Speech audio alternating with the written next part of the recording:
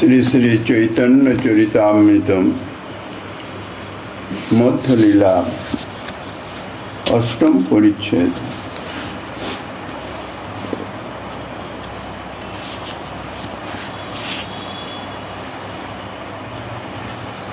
পূর্ববৎ বৈষ্ণব করি সর্বলোকগণে, গোদাবরী তীরে চলি আইলা কতদিনে।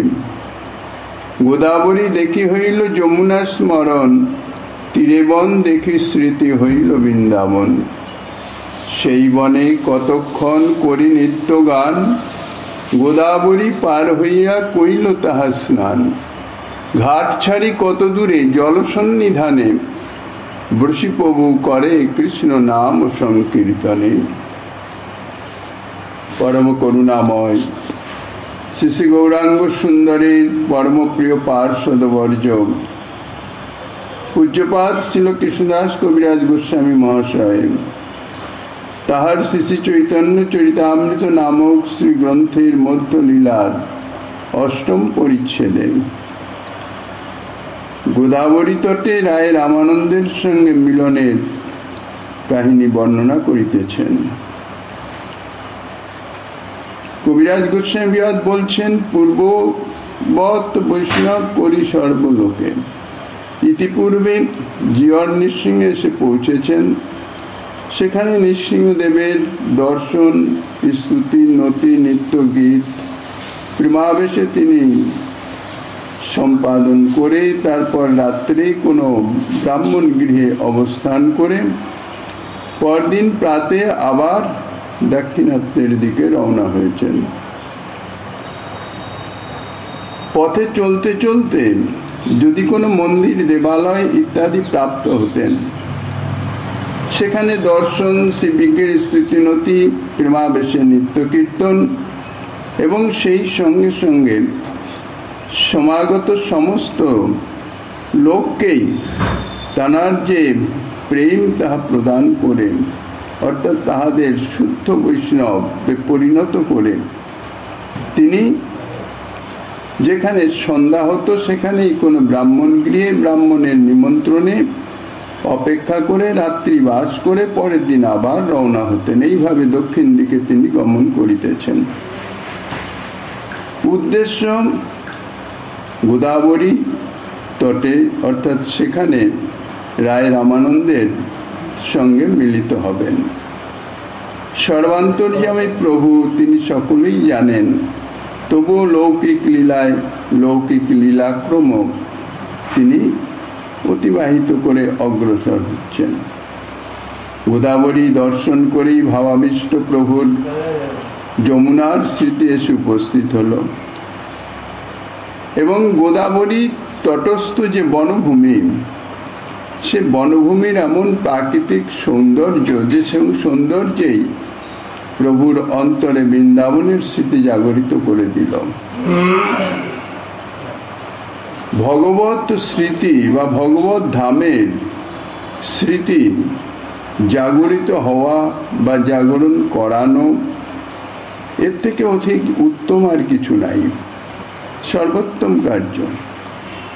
যাহাদের চিত্তে মনে সদা সর্বদাই ভগবত সম্বন্ধীয় ভাবনা বিরাজমান থাকে, তাহাদেরই কোনো প্রাকৃত জগতের কোনো সৌন্দর্য বা সুন্দর কোনো কিছু দর্শন করলেই অপ্রাকৃত জগতের সেই ভগবত স্মৃতি জাগরিত হয়ে যায়। কেননা তার মনের মধ্যে তার অভিষ্টের ভগবত ভাবনাই সদা সর্বদা বিরাজমান। ভগবত সেবা বাসনা, সেবা ভাবনা। পথ চলতে চলতে যদি কোনো সুন্দর পুষ্প প্রস্ফুটিত দেখা যায়, সঙ্গে সঙ্গেই মনে হয় এটি যদি প্রভুর চরণে অর্পণ করা যেত তাহলে কত সুন্দর হতো। অর্থাৎ অভীষ্টের স্মৃতি জাগরিত হওয়া, ইহা হচ্ছে ভক্তের লক্ষণ। জড়জাগতিক কোনো কিছু, আর যাদের মন জড়জাগতে আবিষ্ট তাহারা চিন্তা করে পুষ্প দিয়ে নিজের অঙ্গসজ্জার কিছু করা যেত বা ইত্যাদি এই ধরনের। পথ চলতে চলতে যদি কোনো উত্তম ভোজ্য বস্তু যদি দর্শন হয় সঙ্গে সঙ্গে প্রভুর সেবার, বা কোনো উত্তম ফল যদি দর্শন হয় প্রভুর সেবার স্মৃতি জাগরিত হয়। ইহা ভক্তের লক্ষণ। ভক্ত সদা সর্বদাই ভগবত ভাবে ভাবিত থাকবেন। যত মনকে জড়জাগতিক বিষয় থেকে সরিয়ে নিয়ে ভগবতের সম্বন্ধে যুক্ত করে রাখা যাবে, ততই ধীরে ধীরে চিত্তের যে অনাদি বাসনা তাহা দূরীভূত হতে থাকে, ধীরে ধীরে পরিষ্কৃত হতে থাকে। নতুনতর যদি বাসনা, বিষয়ের সঙ্গে ইন্দ্রিয়ের সংযোগ হলেই ভোগ বাসনা জাগরিত হবে। কেননা অনাদি জন্ম সঞ্চিত যে বাসনার সংস্কার তা স্বাভাবিকভাবে মন বুদ্ধি ইন্দ্রিয়কে ভোগের দিকে আকৃষ্ট করে, এটা স্বাভাবিক প্রবৃত্তি। কিন্তু সেটাকে বুদ্ধিপূর্বক যে সেটাকে ভগবানের সঙ্গে সম্বন্ধিত করে রাখা, সংযোগ করে রাখা, বিষয়ের দিকে ধাবিত হতে না দেওয়া, ইহার নামই হইতেছে সাধন। ইহার দ্বারাই চিত্ত শুদ্ধ, ক্রমে ক্রমে চিত্ত শুদ্ধি হয়। অর্থাৎ বাসনার যে কলুষতা তাহা পরিষ্কৃত হতে হতে অপ্রাকৃত ভগবত ভাবের আবিষ্টতা আসে, আবেশ আসে। শ্রীমন মহাপ্রভু স্বয়ং ভগবান হলেও তিনি ভক্তভাবে আবির্ভূত। তাই যেখানে যে উত্তম বস্তু, যে কোনো মানে মনের মধ্যে তার সদা সর্বদাই শ্রী বৃন্দাবন ধামের স্মৃতি বিরাজমান। কোনো নদী দেখলেই যমুনার স্মৃতি, কোনো পর্বত দেখলেই গিরিরাজ গোবর্ধনের স্মৃতি, কোনো সুন্দর উপবন ইত্যাদির দর্শনে বৃন্দাবনের স্মৃতি। অর্থাৎ মন সেই বৃন্দাবনেই সদা সর্বদাই অবস্থান।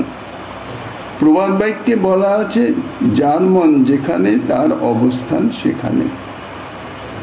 মনের স্মরণ প্রাণ, স্মরণের মাধ্যমে সদা সর্বদাই ভগবতের সঙ্গে সংযোগ সম্বন্ধ যে বজায় রাখা।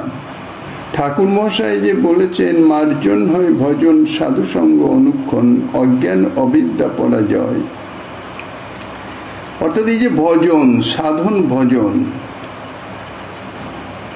ভগবত কৃপায় হোক, গুরু বৈষ্ণবের কৃপায় হোক, যে ভজন অর্থাৎ ভগবানের সঙ্গে যে সম্বন্ধ করা, অর্থাৎ ভগবত উন্মুখতা। অনাদি বহির্মুখ জীব যে ভগবত উন্মুখতা যখন লাভ করে, সেই উন্মুখতাটাকে বজায় রাখার। ভগবত বহির্মুখতার মূল কারণ হচ্ছে অজ্ঞান অবিদ্যা। অর্থাৎ জড়জাগতিক এই যাহা কিছু দেহ গেহ ইত্যাদি, যাহা প্রাকৃত নাশবান, যাহা আমার নয়, আমার সঙ্গে কোনো যথার্থ সম্বন্ধই নাই, আরোপিত মাত্র, সেই বস্তুতে জ্ঞান, ইহাই হচ্ছে অজ্ঞান। এই জ্ঞানটাই হচ্ছে অজ্ঞান অবিদ্যা, নিজের স্বরূপকে আবৃত করে রাখে। তো সেই অজ্ঞান এবং অবিদ্যা দূরীকরণ, অত্যন্ত অজ্ঞান অন্ধকার সদৃশ। অন্ধকারকে দূরীভূত করতে হলে যেমন আলোর প্রয়োজন, অন্য কোনো কিছুতেই অন্ধকার দূরীভূত হয় না, তেমনি সেই দিব্য আলোক, চিদালোক, চিদ জ্ঞান, তা হচ্ছে শ্রী ভগবত সম্বন্ধনীয়। কাজেই ভগবানের সঙ্গে সম্বন্ধ রাখলেই যে অজ্ঞান অবিদ্যা ইত্যাদি সমস্ত দূরীভূত হয়ে যাবে। যেমন আলো জ্বাললে অজ্ঞান আপনা আপনি চলে যায়, ঠিক সেই রকম। তাই ভজন অর্থাৎ যাহা কিছু সে করে, ভগবত সম্বন্ধীয় যাহা কিছু, তাহাই ভক্তি বলা হয়েছে।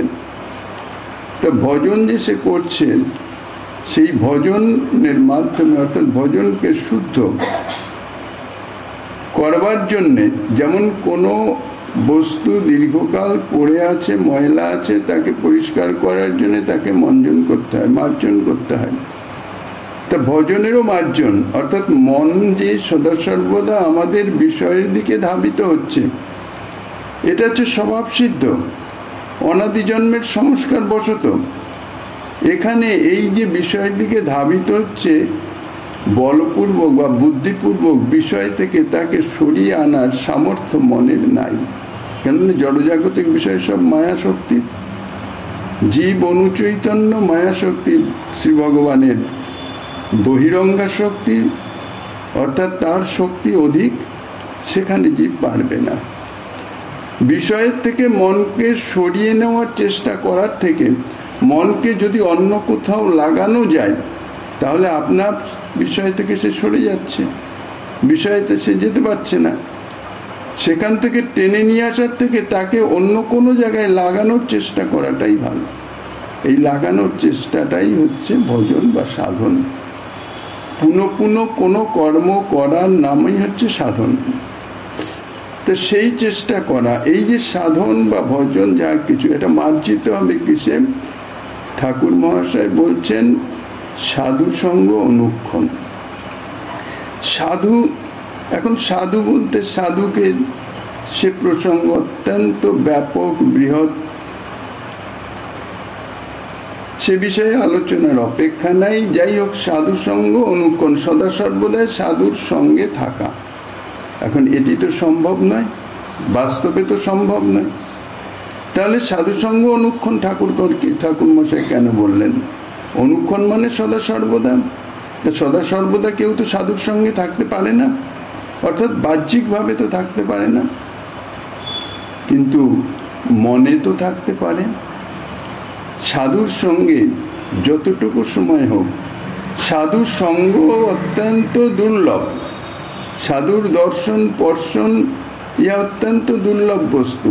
তো যতটুকু প্রাপ্ত হয়েছে সেইটাকে যদি মনের সঙ্গে সম্বন্ধিত করে রাখা যায়, মনন করা যায় নিরন্তর, অর্থাৎ মনে সাধুর চরিত্র হোক, সাধুর কথা হোক, ভগবত কথা হোক, ভক্ত কথা হোক ইত্যাদি সদা সর্বদাই মনে যদি অবস্থান করে রাখা যায়, মনের সঙ্গে সংযোগ করে রাখা যায়, সেটাই হচ্ছে সাধু সঙ্গ। সঙ্গ শব্দের অর্থ হইতেছে আসক্তি, আসক্তি সহকারে। যার প্রতি আসক্তি থাকে তারই ভাবনা দিবারাত্রি মনের মধ্যে আসে, কারণ আসক্তি মনের ধর্ম। তা সাধু সঙ্গ অনুক্ষণ অর্থাৎ সদা সর্বদাই সৎ প্রসঙ্গ মনে মনে ভাবনা করা, মনের সঙ্গে সৎ প্রসঙ্গের সঙ্গে। তাহলে অসৎ বস্তু, অসৎ প্রসঙ্গ তা আপনার দূরে চলে যাবে, সে জায়গা পাবে না, মনের মধ্যে প্রবিষ্ট হবার জায়গাই পাবে না। এই জন্যে সদা সর্বদা এইভাবে ভাবিত হতে থাকলে, মনের মধ্যে যদি ভগবত ভাবনা থাকে, শ্রী বৃন্দাবনের ভাবনা থাকে, তাহলে জড়জাগতিক বস্তু সেটি দর্শন করলেও সেই ভাবটাই চিত্তে স্ফুরিত হয়। যাহা যাহা নেত্র পড়ে তাহা ইষ্ট স্ফূর্তি। সেই প্রাকৃত দৃশ্য তার মনে থাকে না, মনে স্ফূর্তি হয় না। তা মহাপ্রভুরও তাদৃশ অবস্থা। তিনি গোদাবরী নদী দেখে যমুনার কথা মনে হলো এবং গোদাবরী তীরস্থ বন দেখে বৃন্দাবনের স্মৃতি হলো। তিনি গোদাবরীতে স্নান করলেন, এই যে বৃন্দাবনের স্মৃতি এলো, সঙ্গে সঙ্গে তিনি প্রেমাবিষ্ট হয়ে গেলেন। সেই গোদাবরী তটে কিছুক্ষণ নিত্য কীর্তন প্রেমাবিষ্ট হয়ে করার পরে তারপরে তিনি গোদাবরী পার হলেন, পার হলে ওপারে গেলেন। অর্থাৎ যিনি যেদিক দিয়ে আসছেন, কবিরাজ গোস্বামী পাদের এই কথায় এটা বোঝা যাচ্ছে যে রায় রামানন্দ নিশ্চয়ই অপর পারে অবস্থান করেন। সেই জন্যেই মহাপ্রভু গোদাবরী পার হয়ে গিয়ে সেখানে স্নান করলেন। যে ঘাটে সকলে স্নান করে সে ঘাট সদা সর্বদাই লোকে লোকারণ্য থাকে, কারণ সকলেই স্নানে আসে, স্নান করে চলে যায়। তা তিনি স্নান সম্পন্ন করে ঘাট থেকে কিছুটা দূরে নদীর তীরেই, সেই উপবনেই ঘাট থেকে কিছুটা দূরে, অথচ ঘাট থেকে দেখা যায় এরকম স্থানে তিনি উপবেশন করলেন। তিনি বসলেন, বসে বসে প্রভুর তো অন্য কোনো কাজ নাই, নাম সংকীর্তন অর্থাৎ মৃদুমন্দ স্বরে হরিনাম করিতেছেন। ঠিক সেই সময় নিত্যকার নিয়ম অনুযায়ী হেনকালে দোলায় চরি রামানন্দ রায় স্নান করিবারে আইলা বাজনা বাজায়। তার সঙ্গে আইলা বহু বৈদিক ব্রাহ্মণ, বিধিমতো কইল তেহ স্নান তর্পণ। ঠিক সেই সময় রায় রামানন্দ, ওখানকার তো রাজা সামন্ত রাজা, অর্থাৎ মহারাজ প্রতাপরুদ্রের অধীনস্থ রাজা, এখন রাজার যে বাহ্যিক ক্রিয়াকলাপ তাহা রাজোচিত হবে। সাধারণ লোকেই তারা পায়ে হেঁটে স্নান করতে আসেন, রাজা তো পায়ে হেঁটে আসতে পারবে না, কারণ তাহলে সাধারণ লোক আর রাজার মধ্যে তফাৎটা কি থাকবে। তো তিনি চতুর্দলা অর্থাৎ পালকিতে করে তিনি স্নান করতে আসছেন। স্নান করতে আসছেন, তার সঙ্গে বাদ্যকর গান আছেন, তাহারা বাদ্য বাজাচ্ছেন। এটা হচ্ছে দেশের যারা ধনী উচ্চ পদমর্যাদার লোক, তাদের এটা হচ্ছে নিদর্শন। তাদের যে কোনো কাজকর্ম ক্রিয়াকর্ম তাহা জাঁকজমক সহকারে, আড়ম্বর সহকারে, কাজেই রাজোচিতভাবে বা রাজোচিত মর্যাদা রক্ষার জন্যে। মর্যাদা রক্ষণ হয় সাধুর ভূষণ। রাজা যদি সাধারণভাবে চলে তাহলে রাজোচিত মর্যাদা, যে পদমর্যাদা, সে পদমর্যাদা রক্ষিত হয় না। কাজেই রায় রামানন্দ রাজ প্রতিনিধি ছিলেন, এই জন্যে তিনি রাজোচিত মর্যাদা রক্ষার জন্যে পালকিতে চড়ে বাদ্য বাজনা ইত্যাদি বাজিয়ে তিনি স্নান করতে আসছেন। স্নানও সাধারণ লোকের মতন নয়, স্নানও বিধিমত। বিধি অর্থাৎ শুদ্ধা ভক্তির অনুকূল বিধি অনুসারে। রায় রামানন্দ শুদ্ধ ভক্ত, প্রেমী ভক্ত, যদিও বাহ্যিকভাবে সাধারণ লোকে তার কোনো লক্ষণ বা নিদর্শন দেখতে পান না। কেননা বাস্তবিক ভক্তি হচ্ছে অতি গোপনীয় বস্তু। যত সংগোপনে রাখা যাবে ভক্তি, তত ভক্তির উৎকর্ষতা বর্ধিত হতে থাকে। এমনই সংগোপনের বস্তু ভক্তি বা ভজন, অত্যন্ত সংগোপন, যেন কেউ না জানতে পারে। তাতে ভক্তির যে উৎকর্ষতা অর্থাৎ যে অগ্রগামিতা, তাহা বাধিত হয়ে যায়। রায় রামানন্দ যে এত উচ্চ প্রেমী ভক্তি, এ বাইরের কেউই জানে না।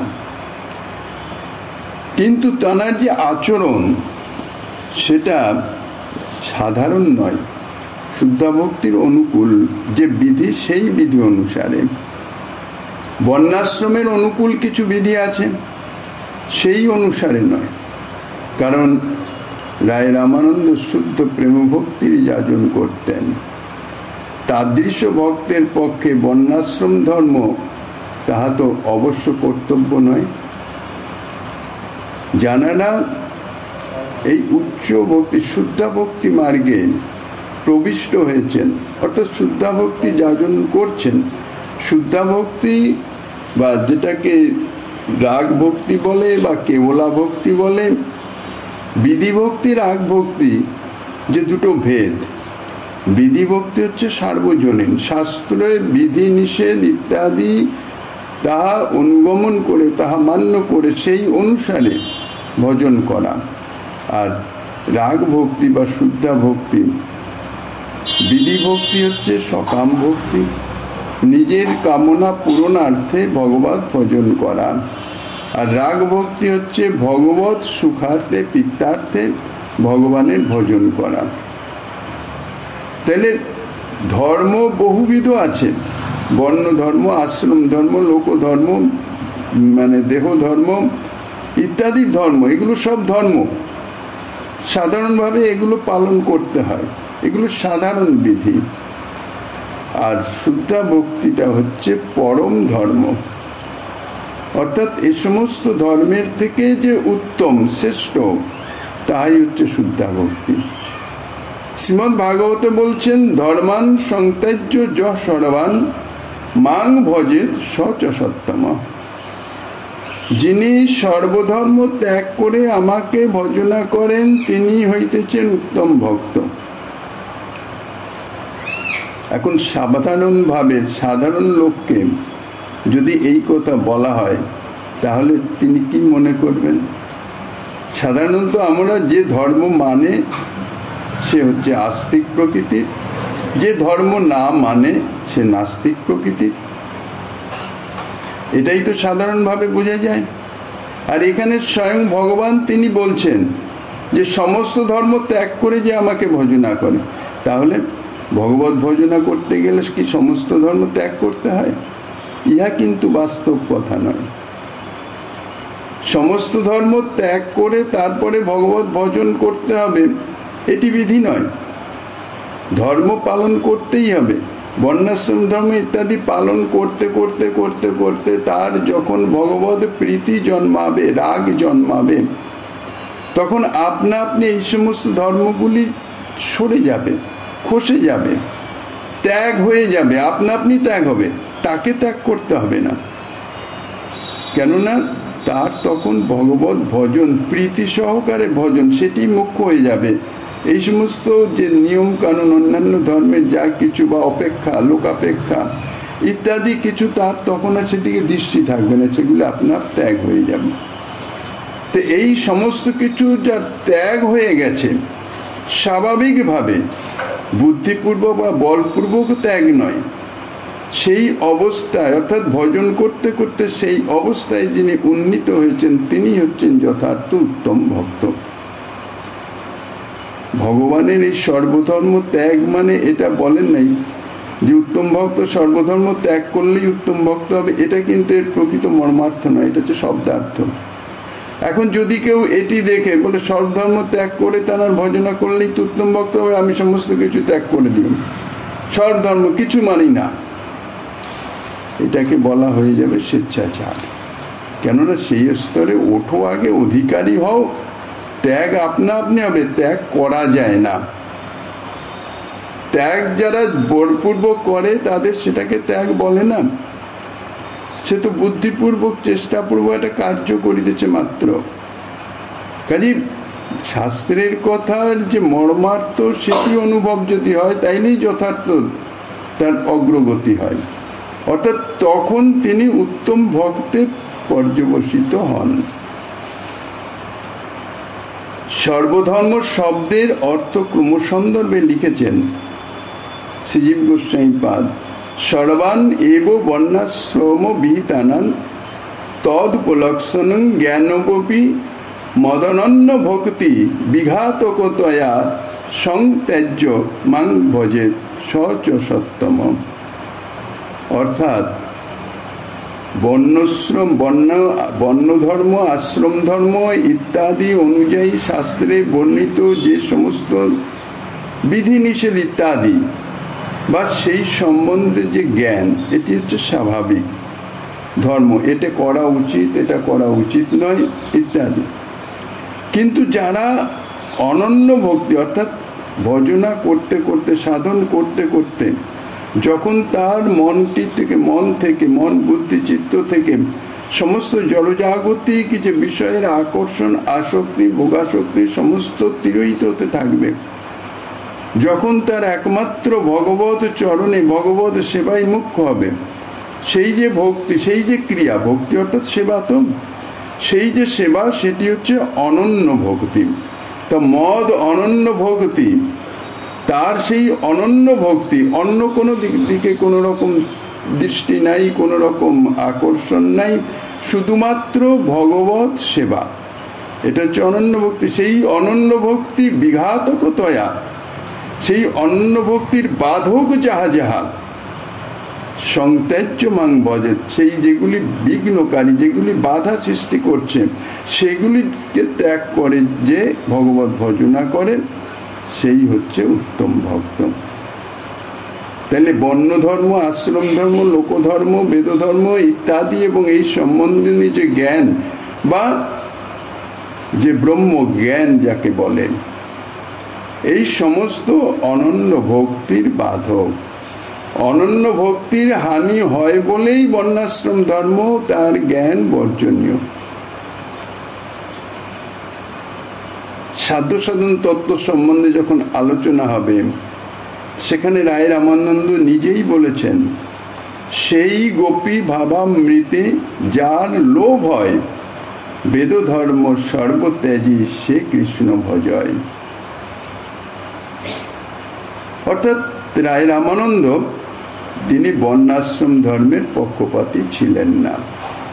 এ সম্বন্ধে যথাস্থানে আলোচনার অবকাশ রইল। যাই হোক, রায় রামানন্দ তিনি আসলেন বিধিমত। তানার সঙ্গে বৈদিক ব্রাহ্মণ ইত্যাদি সমস্ত সবাই ছিলেন, যার জন্যই বলছেন যে বিধিমত করিল দেহ স্নান তর্পণ, অর্থাৎ শাস্ত্র নিয়ম অনুযায়ী স্নান তর্পণ ইত্যাদি করলেন।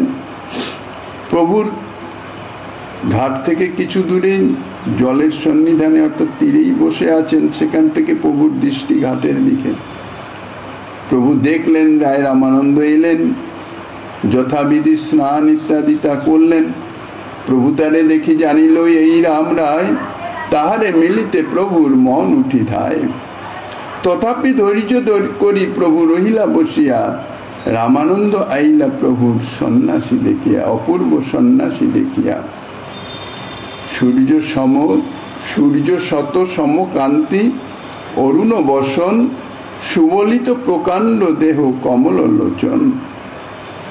প্রভুর যখনই রায় রামানন্দের প্রতি দৃষ্টি পড়ল, সঙ্গে সঙ্গে প্রভু বুঝতে পারলেন যে এই রায় রামানন্দ ভক্ত ভগবান।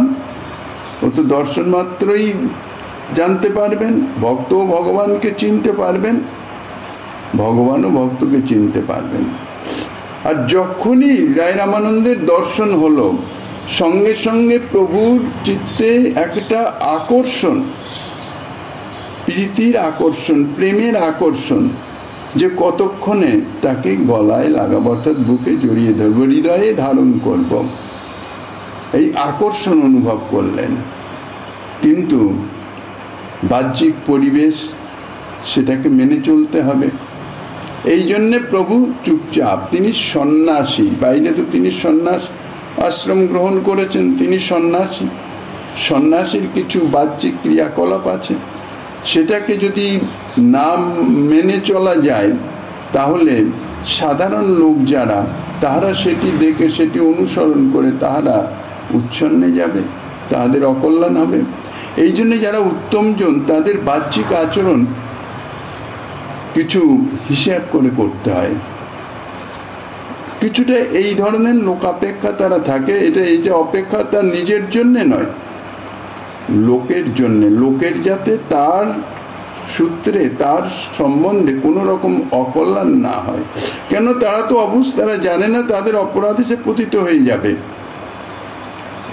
এই জন্যে অত্যন্ত সন্ত্রস্ত হয়ে হিসাব করে যারা উত্তম জন, উত্তম ভক্ত, তারা তাদের এই আচরণ অনেক হিসাব করে করতে হয়। এগুলি তাদের জন্য নয়, লোক কল্যাণের নিমিত্ত। তো সেই জন্যে প্রভু ধৈর্য ধরে চুপচাপ বসে রইলেন। বসে এখন সর্বাচিত্তাকর্ষক প্রভু রায় রামানন্দকে তিনি আকর্ষণ করছেন। আর রায় রামানন্দের তো এটা কাজ নয়, তিনি স্নান করতে এসছেন, নিত্যকার মতন স্নান করবেন, চলে যাবেন। তানার তো কোথায় ঘাটের পারে কে কোথায় বসে আছে, এদিকে একে তো পদমর্যাদা রাজা তিনি, আর তারপরে শুদ্ধ ভক্ত। শুদ্ধ ভক্ত চতুর্দিকে ইতস্তত দৃষ্টি সঞ্চালন করায় না, করে না কেন, তাহাতে মন বুদ্ধি চিত্তটা বিক্ষিপ্ত হয়ে যায়। মনে তো সদা সর্বদাই ভগবত ভাবনা চলছে, সেই ভাবে সে আবিষ্ট থাকে। পথ চলতে হলেও যতটুকু প্রয়োজন ততটুকুই পথের, শুধু চলার জন্যে সেইটুকুই দৃষ্টি রাখেন, আশেপাশে কোথায় কি আছে না আছে, কেননা তাতে চিত্ত বিক্ষিপ্ত হয়। চক্ষুর দ্বারা যে কোনো বস্তুর দৃশ্য যাহা কিছু হৃদয়ে প্রবিষ্ট হয়, মনে প্রবিষ্ট হয়, তার একটা ছাপ কিন্তু মনের সঙ্গে সঙ্গে পড়ে যায়। আর এই যে ছাপগুলি, এইগুলি ভবিষ্যতে মানে এও এক ধরনের বিষয়ের সঙ্গে ইন্দ্রিয়ের সংস্পর্শ, ভোগাসক্তি জন্মাতে পারে। এই জন্য ভক্তের বাহ্যিক আচরণ অনেক হিসাব করে চলতে হয়। ভক্তি ধর্মকে রক্ষা করতে হবে, ভজনের যাহা বিঘ্নকারী হবে তাহাকে ত্যাগ করে চলতে হবে। তা রায় রামানন্দের এদিক সেদিক তাকাবার কোনো অপেক্ষা নাই, তাকাবার প্রশ্ন নাই। তিনি যথারীতি স্নান সমাধান করলেন, কিন্তু প্রভুর আকর্ষণ, সেই আকর্ষণের ফলে রায় রামানন্দের দৃষ্টি প্রভুর দিকে চলে গেল। দূর থেকে রায় রামানন্দ দেখতে পেলেন অপূর্ব সন্ন্যাসী। সন্ন্যাসী অর্থাৎ দশনামী সন্ন্যাসী, মায়াবাদী সন্ন্যাসী। সন্ন্যাসী তো প্রচুর সেই সময়কালীন ছিল, দেখা যায়। কেননা প্রকাশানন্দ সরস্বতীর বারাণসীতেই 10,000 শিষ্য ছিলেন সন্ন্যাসী। সন্ন্যাসীর যে বেশভূষা, তেজ ইত্যাদি, যে দিব্য কান্তি, এগুলি সব দেখা যায়, কিন্তু মহাপ্রভু তা থেকে যেন কিছুটা একটা অন্যরকম ছিল, একটা স্বাতন্ত্র কিছু ছিল, যার জন্যে রায় রামানন্দের মতন শুদ্ধ ভক্ত, যারা শুদ্ধ ভক্ত সন্ন্যাসী, সন্ন্যাস ধর্মটা হচ্ছে আশ্রম ধর্ম, কারণ আশ্রম ধর্মী সন্ন্যাসী সে শুদ্ধ ভক্তের চিত্তকে আকর্ষণ করতে পারে না, সেটি সম্ভব নয়। কেননা শুদ্ধ ভক্ত যিনি, প্রেমী ভক্ত যিনি, তিনি বর্ণধর্ম আশ্রম ধর্মের ঊর্ধ্বে উঠে গেছেন। বর্ণধর্ম আশ্রম ধর্মের কোনো অপেক্ষা তার নাই। তা যিনি ঊর্ধ্বে আছেন তানাকে নিম্নে অবস্থানকারী তো আকর্ষণ করতে পারে না। কাজে শুদ্ধ ভক্ত চিত্তকে কখনো কোনো সন্ন্যাসী আকর্ষণ করতে পারেন না।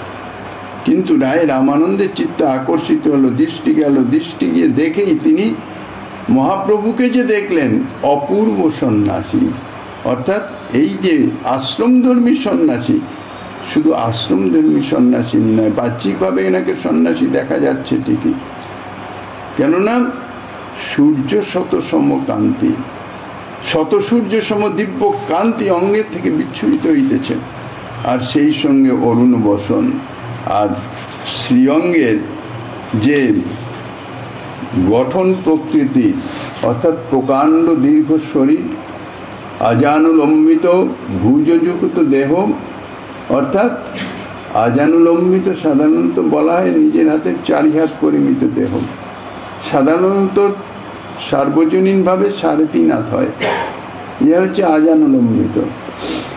দেখিয়া তাহার মনে হইল চমৎকার, আসিয়া করিল দণ্ডবত নমস্কার। এই অলৌকিক তেজ, রূপ, দেহ ইত্যাদি দেখে রায় রামানন্দ বিস্মিত হলেন। অর্থাৎ রায় রামানন্দের মনকে তো প্রভু আকর্ষণ করছেন, কাজেই সেই আকর্ষণ অনুভব করছেন, কিন্তু বাহ্যিকভাবে তিনি বিস্মিত হলেন। এই যেহেতু এটা তো ঠিক সন্ন্যাসী নয়। সাধারণত যিনি যে ভাবের হন, সেই ভাবের যদি কাউকে পান, তাহলে সেই যে তার হৃদয়ের যে ভাবটি সেটি উচ্ছ্বলিত হয়ে ওঠে, তখন সেই লোকের সঙ্গে মিলিত হওয়ার জন্য একটা পরস্পর আকর্ষণ অনুভব করে। রায় রামানন্দের তার দৃশ্য একটা আকর্ষণ অনুভব করলেন। এসে সন্ন্যাসী সর্বপ্রণম্য, সকলেরই প্রণম্য, কাজেই স্বাভাবিক রীতি অনুসারে তিনি দণ্ডবত প্রণাম করলেন।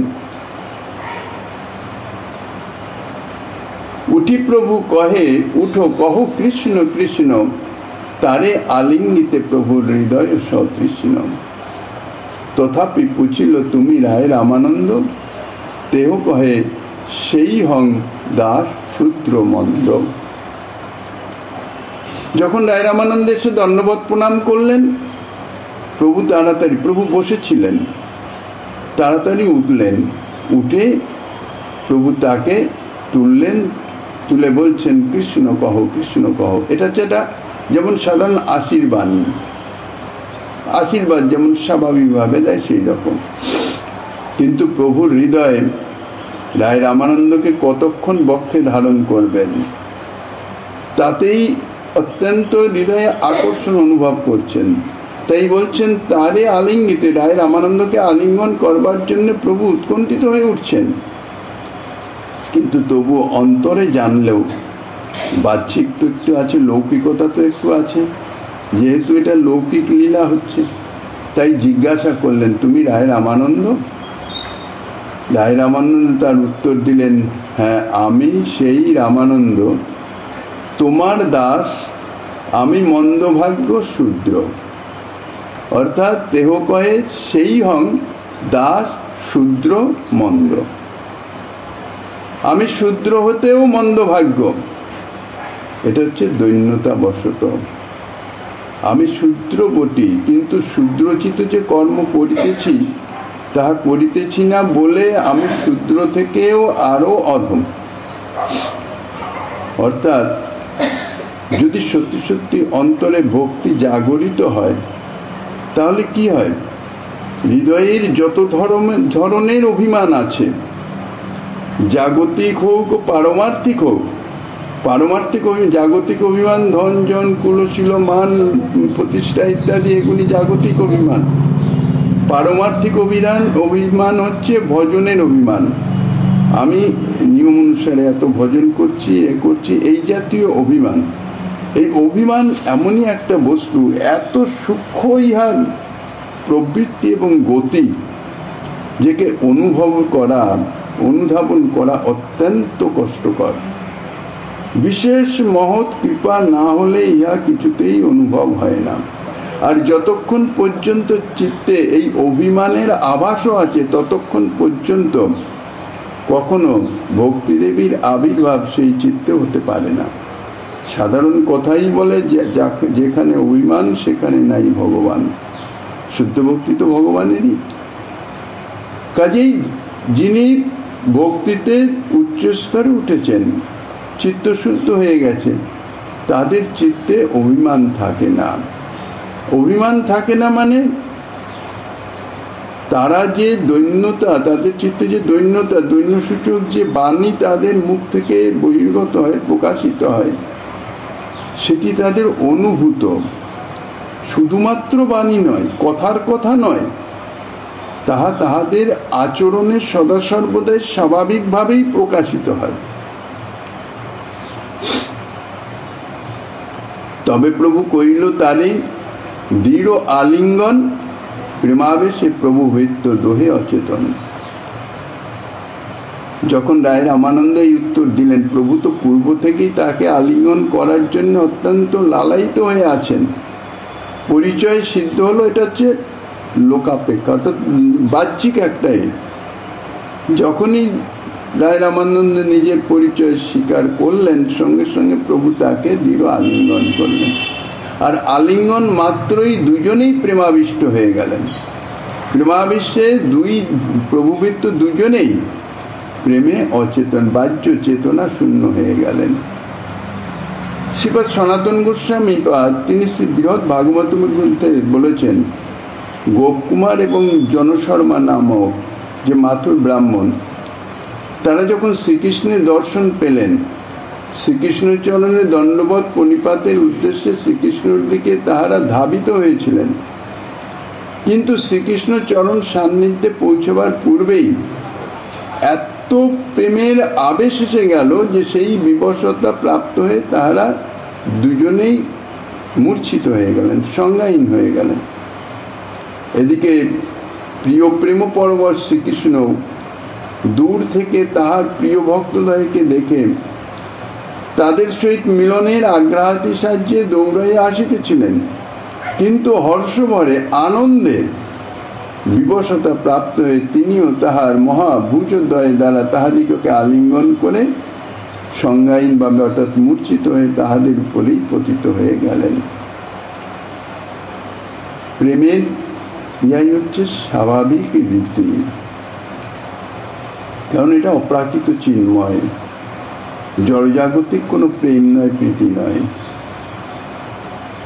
স্বাভাবিক প্রেম দোহার উদয় করিলা, দোহে আলিঙ্গিয়া দোহে ভূমিতে পড়িলা। এই যে প্রেম, অকৈতব কৃষ্ণ প্রেম সাধ্য কবু নয়, এটা সাধনাদির দ্বারা লব্ধ নয়। সাধ্য বলতে কি বোঝায়? সাধনার দ্বারা যে বস্তু নিশ্চিত প্রাপ্তি আছে, অর্থাৎ যথাযথ সাধন করলে অবশ্যই প্রাপ্ত হবে। এই যে বিশেষ করে আসুরিক অসুরগণ ব্রহ্মা শিব ইত্যাদি আরাধনা করেন, তপস্যা করেন, অর্থাৎ সাধনা করেন। আর সাধনার অন্তে তার সাধনা লব্ধ, অর্থাৎ যে উদ্দেশ্য নিজে কামনা নিয়ে তাহারা সাধন করেন তাহা প্রাপ্ত হন। তাই এই যে কৃষ্ণ প্রেম, এটি প্রাপ্তির নিমিত্ত এমন কোনো সাধনা নাই যে এই সাধনা করলে এই প্রেম নিশ্চিত প্রাপ্ত হবে।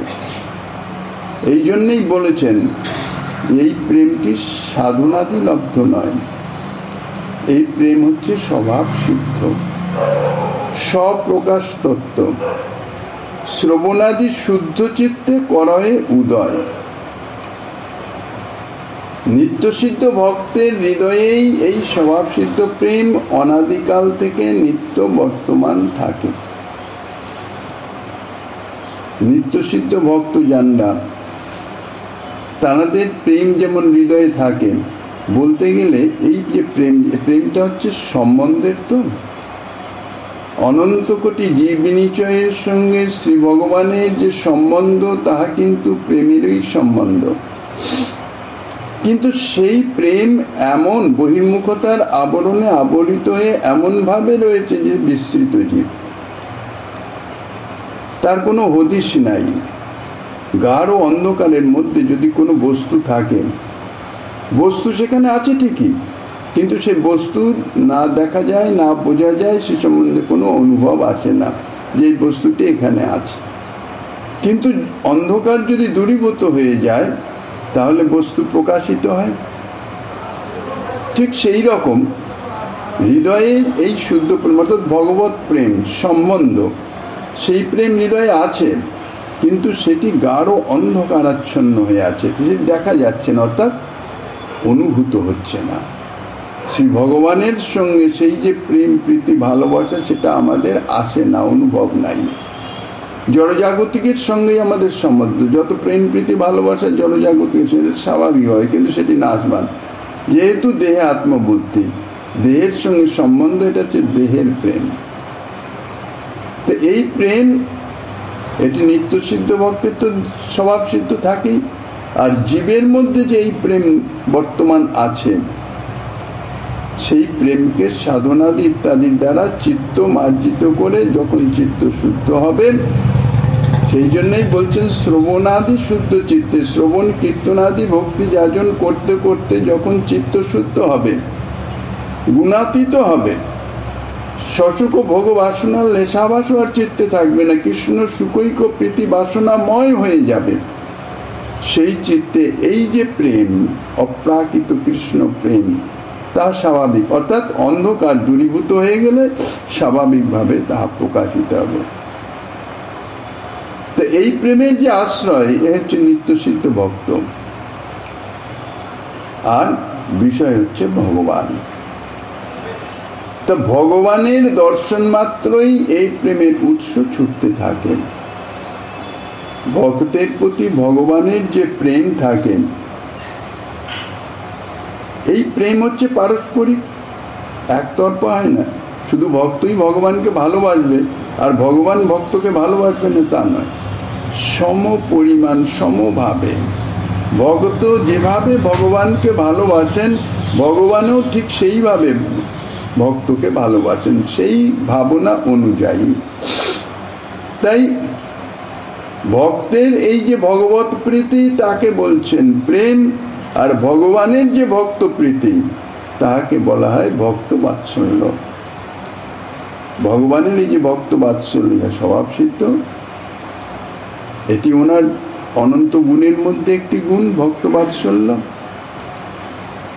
কাজেই ভক্তের হৃদয়ে যে প্রেম, কৃষ্ণ প্রেম, যেটি হচ্ছে স্বভাব সিদ্ধ, চিরকাল আছে। কারণ এই প্রেম তো প্রাকৃত বস্তু নয়, নাশবান বস্তু নয়, এটা সৃষ্টি হয় না, জন্ম হয় না। যাহার সৃষ্ট হয়, জন্ম হয়, তাহা নাশ বিনাশ প্রাপ্ত হবে। ইহা নিত্য সত্য বর্তমান, সদা সর্বদাই আছে, কিন্তু এটি অন্ধকারে আচ্ছন্ন হয়েছিল। অজ্ঞান, অবিদ্যা বা সচক ভোগ বাসনারূপ অন্ধকার ইত্যাদির আবরণে আবৃত হয়েছিল, যাহার কোনো অনুভব জীবের ছিল না। ভজনা করতে করতে যখন এই প্রেম প্রকাশিত হয়, তখন অর্থাৎ ভক্তের দর্শন পেলে শ্রী ভগবানের এই ভক্ত বাৎসল্য উচ্ছনীয় হয়ে ওঠে। আর ভক্তেরও ভগবত দর্শনে এই প্রেম হৃদয়ে তো বিদ্যমান আছে, শুদ্ধ ভক্তের অনুভব আছে, কিন্তু ভগবত দর্শনে এই প্রেম উচ্ছলিত হয়ে ওঠে। মানে তখন আর হৃদয়ে ধারণ করে রাখতে পারেন না। যেমন দুগ্ধ জাল দিতে দিতে যখন দুগ্ধ উত্তপ্ত হয়ে যখন উছলে ওঠে, যখন পাত্র ছাপিয়ে চলে যাচ্ছে, ঠিক সেই রকম প্রেম হৃদয়ে আর ধারণ করে রাখতে পারেন না। পরস্পরের একই। প্রেম তো একই, ওদিকে নাম ভক্তবাৎসল্য, এদিকে নাম প্রেম। তখন পরস্পরের মিলনে উচ্ছ্বলিত হয়ে গিয়ে দুজনেই বাহ্য স্মৃতি হারা হয়ে যান। স্বয়ং ভগবান শ্রী গৌরাঙ্গের দর্শনে নিত্য সিদ্ধ ভক্ত রায় রামানন্দের হৃদয়ের এই স্বভাব সিদ্ধ প্রেম এবং রায় রামানন্দের দর্শনে শ্রী ভগবানের যে স্বভাব সিদ্ধ ভক্ত বাৎসল্য গুণ, দুটোই উচ্ছ্বলিত হয়ে উঠল, যার জন্য দুজনেই প্রেমে অচেতন হয়ে পড়লেন।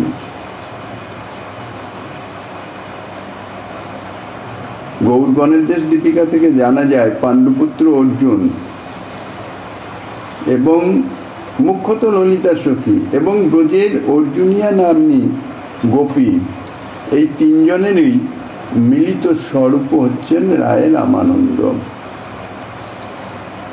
যদিও কোনো কোনো যোগপীঠের চিত্তে তাহাকে বিশাখা রূপেও দেখানো হয়েছে।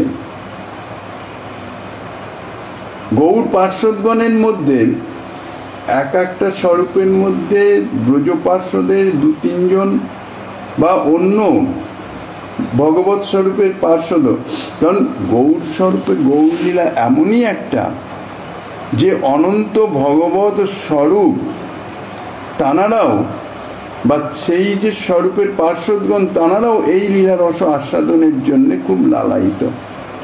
এই জন্য গৌর লীলার সমস্ত স্বরূপের অবতার, মানে যেমন গৌর সুন্দরের মধ্যে সর্ব অবতার সন্নিহিত আছেন, নবদ্বীপ লীলায় তিনি তার কিছু কিছু প্রকাশও দেখিয়ে দিয়েছেন, বিভিন্ন স্বরূপ সেই ভাবাপন্ন ভক্তের নিকটে সেই স্বরূপ প্রকটিত হয়েছে। তেমনি সেই সেই স্বরূপের ভগবৎ স্বরূপের যে নিত্য পার্শ্বদগণ তাহারাও এই গৌর পার্শ্বদগণের মধ্যে বিভিন্নভাবে সন্নিবিষ্ট হয়ে আছেন এই লীলারস আস্বাদনের জন্য। ব্রজের যে ললিতা সখী, সেখানে গৌর গণেশ দীপিকা এখানে বলছেন 120-124-এ তিনি রায় রামানন্দ, কিন্তু রায় রামানন্দ ললিতা সখী তো স্বরূপ দামোদর গোস্বামী, তিনি ললিতা সখীর রূপে আছেন।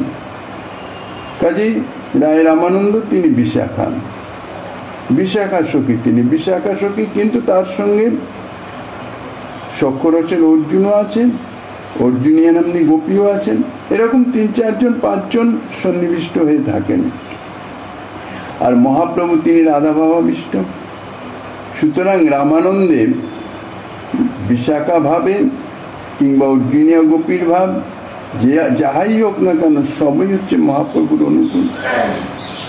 এই জন্যে কবিরাজ গোস্বামীপাদ এখানে বলছেন স্বাভাবিক প্রেম দোহার হইল উদয়, অর্থাৎ পূর্বলীলাতে যে পরস্পরের প্রতি যে প্রেম ছিল এই লীলাতে সেই প্রেম প্রকাশিত হল। দোহা আলিঙ্গিয়া দোহে ভূমিতে পড়লে স্তম্ভ সেদ অশ্রু কম্প পুলক বৈবর্ণ, দোহার মুখেতে শুনি গদ গদ বর্ণ। দেখিয়া ব্রাহ্মণগণের হইল চমৎকার, বৈদিক ব্রাহ্মণ সব করেন বিচার। এবার শুদ্ধ যে প্রেম তার যে বিকার, যাকে বলা হয় সাত্ত্বিক বিকার, কারণ এই প্রেম তো বিশুদ্ধ সত্যেই অবস্থিত হয়, বিশুদ্ধ সত্যগুণেরতেই হচ্ছে এই প্রেমের আধার, যার জন্যে প্রাকৃত ত্রিগুণাতীত হলে বিশুদ্ধ সত্যগুণ হৃদয়ে প্রকাশিত হলে তখনই এই শুদ্ধ ভক্তি হৃদয়ে আবির্ভূত হতে প্রকাশিত হতে পারে। তাহার যে বিকার, অর্থাৎ এই প্রেম যখন উচ্ছ্বলিত হয়ে ওঠে তার যে বিকার, সেই বিকারকে বলা হয় সাত্ত্বিক বিকার। স্তম্ভ সেদ অশ্রু পুলক কম্প বৈবর্ণ ইত্যাদি অষ্টসাত্ত্বিক বিকার বলা আছে। আর সেই অষ্টসাত্ত্বিক বিকারের যে যা কিছু একই সঙ্গে সাধারণত ভক্তের অধিকার অনুযায়ী, তার ভাব অনুযায়ী একটা বিকার, দুটো বিকার, তিনটে বিকার কখনো কখনো অশ্রু কম্প পুলক শরীরে প্রকাশিত হয় প্রেমাবিষ্ট হলে। কিন্তু উচ্চমার্গের ভক্ত অর্থাৎ প্রেমী ভক্ত যখন অর্থাৎ ভগবত পার্শ্বদ যদি হয়ে যান, তাহলে এই 8টি ভাবই একই সঙ্গে প্রকাশিত হয়ে যায়। সেই সঙ্গে যে গদগদ বাণী, অর্থাৎ কৃষ্ণ কৃষ্ণ কৃষ্ণ কৃষ্ণ উভয়ের মুখেই কারণ মহাপ্রভু তো রাধা ভাবাবিষ্ট আর এ তো সখী। তো সঙ্গে যে ব্রাহ্মণগণ ছিলেন, রায় রামানন্দ যখন মহাপ্রভুর সঙ্গে মিলিত হতে এলেন, ব্রাহ্মণগণের সঙ্গে সঙ্গে এসছেন। তারা তো জাগতিক, অর্থাৎ বর্ণাশ্রম ধর্ম অনুযায়ী তাদের ভাবনা, বর্ণ ধর্মের ব্রাহ্মণ। তারা মনে মনে চিন্তা করছেন, এই তো সন্ন্যাসীর তেজ দেখি ব্রহ্মসম, শূদ্র আলিঙ্গিয়া কেন করেন ক্রন্দন? এটা তো সন্ন্যাসীর ধর্ম নয়। একে তো সন্ন্যাসীর যে তেজ অর্থাৎ দিব্য অঙ্গ কান্তি, মানে ব্রহ্মসম মানে ব্রহ্মজ্ঞানী। অহং ব্রহ্মাস্মি সন্ন্যাসীদের যা মানে ব্রহ্মপ্রাপ্ত, যার জন্য দিব্য কান্তি, দিব্য তেজ। তাই ব্রহ্মপ্রাপ্ত সন্ন্যাসী একজন শূদ্রকে, একে তো শূদ্রকে স্পর্শ করাই নিষেধ, তাকে আলিঙ্গন করে ক্রন্দন করছেন। ক্রন্দন তো সন্ন্যাসীর কোনো রীতিই নয়, সম্পূর্ণ বিপরীত। দ্বিতীয়ত, এই মহারাজ মহাপণ্ডিত গম্ভীর। ব্রাহ্মণগণ নিত্য আসেন, নিত্য থাকেন সঙ্গে। তার তো রায় রামানন্দের বাহ্যিক আচরণ সম্বন্ধে তো জানেন। মহাপণ্ডিত, শাস্ত্রজ্ঞ পণ্ডিত, আর তার গাম্ভীর্য খুব প্রবল। তো এই পরম গম্ভীর মহাপণ্ডিত সন্ন্যাসীকে আলিঙ্গন করে, তারপর রাজ পদাধিকারী, ইনিও দেখছি এরকম অস্থির হয়ে গেছেন, ক্রন্দন করছেন। এই মতো বিপ্রগণ ভাবে মনে মন, বিজাতীয় লোক দেখি প্রভু কইল সম্বরণ। আশেপাশে যে এই জন্য পরিবেশের অপেক্ষা আছে। পরিবেশ ভাবটাকে নষ্টও করে দেয়, আবার পরিবেশ ভাবটাকে আরো বৃদ্ধি করে দেয়। পারিপার্শ্বিক এই যে ব্রাহ্মণগণের চিন্তাধারা, চিন্তা তরঙ্গ, সেই তরঙ্গে এই প্রভু এবং রায় রামানন্দের চিত্তে আঘাত করছে। প্রবিষ্ট হতে পারবে না ঠিক, কিন্তু আঘাত করছে। তার ফলে প্রভু বুঝলেন, সঙ্গে সঙ্গে বিজাতীয় দেখে প্রভু নিজের ভাবকে সম্বরণ করলেন, রায় রামানন্দ সম্বরণিত হলেন। সুস্থ হইয়া দহে সেই স্থানেতে বসিলাম, তবে হাসি মহাপ্রভু কহিতে লাগিলাম। দুইজনে ধৈর্য ধারণ করেন, সেইখানেই দুইজনে বসলেন। এইবার পরস্পর আলাপ শুরু করবেন। সে সম্বন্ধে কবিরাজ গোস্বামীপাদ যা বর্ণনা করছেন, শ্রীমন মহাপ্রভু শ্রীগিরি ধারীলালের কৃপা হলেন। আগামী দিন আস্বাদনের বাসনা রেখে অধ্যকার শ্রী চৈতন্য কথার এখানেই বিশ্রাম।